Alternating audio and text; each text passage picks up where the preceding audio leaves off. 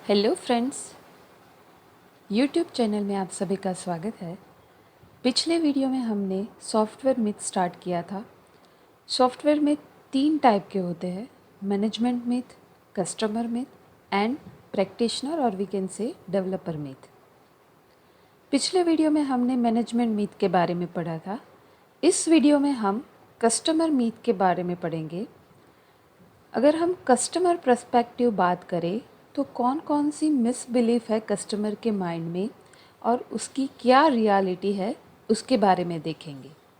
तो आइए चलते हैं अपने पहले मिथ की तरफ।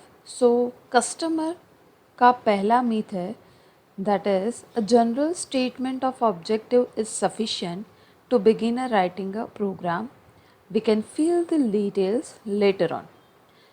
अब कस्टमर के माइंड में ये अजम्पशंस है कि अगर हम कोई भी प्रोग्राम और कोई भी इम्प्लीमेंटेशन स्टार्ट करते हैं तो उसके लिए ओनली ऑब्जेक्टिव का होना ज़रूरी है और कोई डिटेल्स ना हो तो भी चलेगा।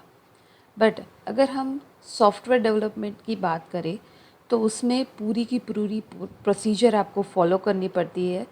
और अगर हम उसकी साइकिल के बारे में बात करें तो हर एक फेज़ में आपको कुछ डॉक्यूमेंट बनाने पड़ते हैं। अगर हम बात करें requirement gathering and analysis phase where we are designing SRS, design phase की बात करें तो जहाँ पे हाई लेवल डॉक्यूमेंट होता है, low level design specification document होता है।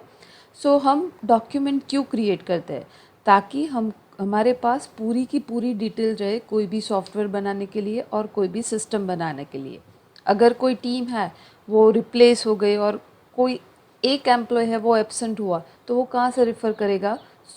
We are creating the document so that everybody are on the same page. But customer ये सोचता है कि only the objective is sufficient to write the code और जो भी डिटेल्स है वो हम बाद में भी ले सकते हैं। But reality is total different. हमारे पास डिटेल डिस्क्रिप्शन होना चाहिए और वो फॉर्मल वे में होना चाहिए। ऐसा नहीं है कि इनफॉर्मल वे में बात करके आप डॉक्यूमेंट बना दो। Formal way plus detail description होना चाहिए। जो भी आपको सिस्टम, जो भी सॉफ्टवेयर और जो भी प्रोजेक्ट बनाना है उसकी डिटेल्स रिक्वायर्ड है।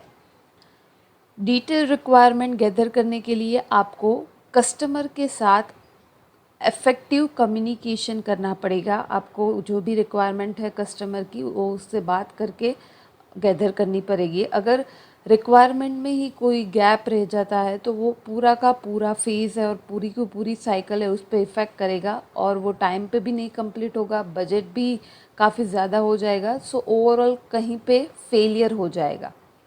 That is the wrong belief. Only objective is not required, we required a detailed description in the formal way of our software or our system or our project. That's why we are creating here different document. Next second customer perspective जो software myth है वो ये कहता है कि customer ये सोचता है कि अगर रिक्वायरमेंट है वो कंटिन्यूसली चेंज होती रहती है तो कोई बात नहीं, जो भी सॉफ्टवेयर टीम है वो चेंज को इजीली अकोमोडेट कर सकेगी क्योंकि सॉफ्टवेयर तो फ्लेक्सिबल है। ऐसा कस्टमर सोचता है but reality is totally different.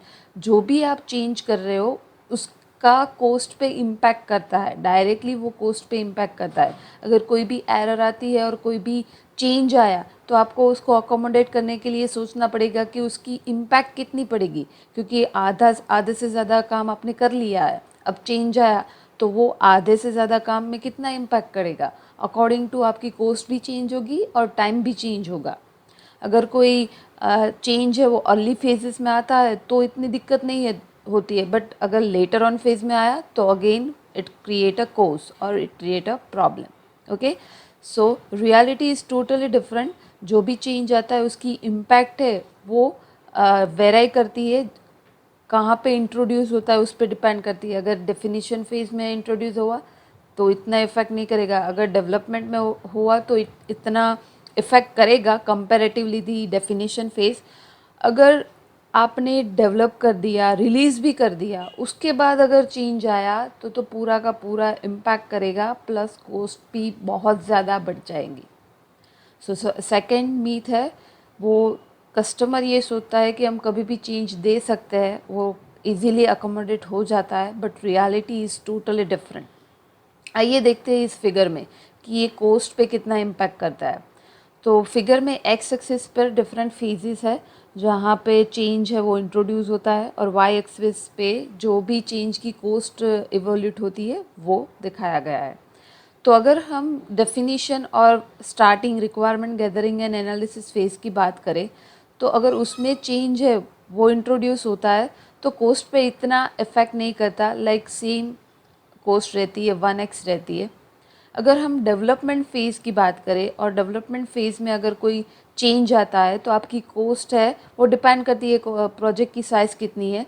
So like 1.5 to 6 multiply उतना ज़्यादा हो जाती है। अगर आपकी कॉस्ट है वो फॉर एग्जांपल 1000 है, right. So depending on the project size it may vary from 1.5 to 6 multiply by the 1000।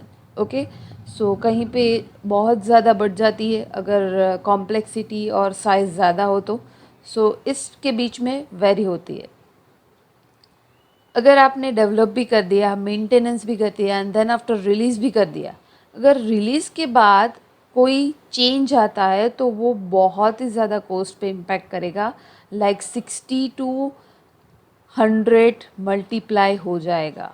So it is like huge change and it will impact overall cost, whatever the budget you are delivering और saying to the customer, it will impact overall. और कभी भी कोई case में ऐसा भी होता है कि कस्टमर से बोलता है कि I don't want that much change, I want very small change, but वो स्मॉल चेंज कस्टमर के लिए स्मॉल होता है, हमारे लिए ज़्यादा भी होता है और वो इम्पैक्ट भी इतना करता है कॉस्ट पे। ओके, सो अगर कोई चेंज आता है वो अर्ली फेजेस में आता है तो इतना दिक्कत नहीं करता है, बट अगर वो रिलीज़ के बाद आता है तो पूरा का पूरा कॉस्ट है वो चेंज हो जाएगा। सो ये दो मिथ्स है वो कस्टमर के अकॉर्डिंगली मिथ्स है और रियलिटी टोटली डिफरेंट है। तो आज के वीडियो में हम इतना ही रखते हैं। नेक्स्ट वीडियो में हम जो हमारा थर्ड मिथ्स का टाइप है that is the developer myth, उसके बारे में देखेंगे। वीडियो अच्छा लगा तो लाइक करें, शेयर करें, सब्सक्राइब करें। नीचे बेल बटन पर क्लिक करना मत भूलिएगा ताकि जो भी हमारी वीडियो की अपडेट्स है वो आप तक आती रहे। Thank you all, like it, share it, subscribe it, bye bye.